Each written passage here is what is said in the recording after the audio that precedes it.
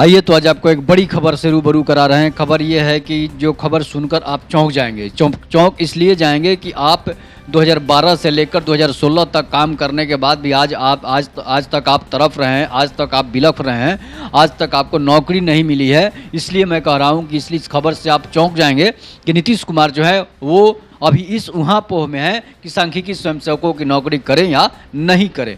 Report तो मांग ली गई है, रिपोर्ट तलब हो गया है सांख्यिकी के प्रखंडों से, लेकिन मैं आपको बता दूं कि नीतीश कुमार अभी 2024 और 25 के चुनाव के बाद ही आप पर ध्यान दे सकते हैं, आपका काम कर सकते हैं। लेकिन आपको बता दूं, तेजस्वी यादव अगर सीएम बनेंगे, तेजस्वी यादव अगर सीएम बनते हैं तो आपकी पहली प्राथमिकता होगी कि आपकी सांख्यिकी और संविदा कर्मियों की नौकरी मिले।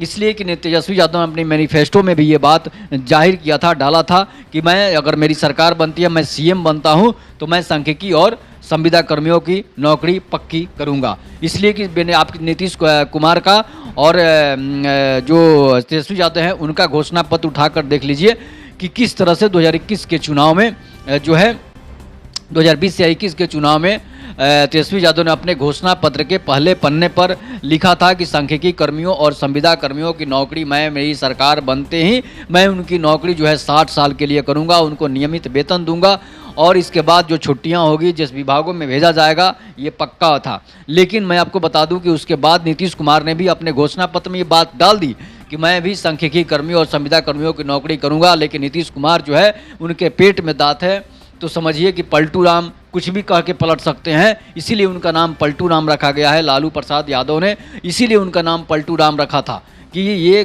पलटने के लिए कुछ भी करके पलट सकते हैं। तो समझिए कि जब सांप काट के पलट जाता है तो आदमी जिंदा नहीं बचता है। उसी तरह नीतीश कुमार अगर आपका सरकार बनाकर पलट जाते हैं तो वो सरकार पानी तक नहीं मांगती है। तो उसी तरह जो है तेजस्वी यादव जी हैं, तेजस्वी यादव में तो ऐसा है नहीं कि वो पलटी मारते नहीं हैं। तेजस्वी यादव नए हैं, युवा हैं और युवाओं में उनका जोश है, तो समझिए कि वो काम करेंगे। नीतीश कुमार भी 2005 के बाद बहुत काम किए थे सीएम बनने के बाद, लेकिन उसके बाद ये जो है अपना काम तमाम कर लिए। ये रात को क्या बोलते हैं, दिन को क्या बोलते हैं, शाम होते क्या बोलते हैं, इनका कुछ पता नहीं रहता है, खुद का दिमाग नहीं पता रहता है। तो आपकी मैनिफेस्टो में डालने से क्या हो जाता है, सारे जुमले साबित हो जाते हैं। उसी तरह मैं आपको बता दूं, तेजस्वी यादव जुआ हैं। अगर आपको नौकरी लेना है तो तेजस्वी यादव को सीएम बनाना होगा, नीतीश कुमार को सीएम से हटाना होगा, तभी आपका नौकरी होगा, नहीं तो नौकरी नहीं होगा। आप कान खोलकर सुन लीजिए।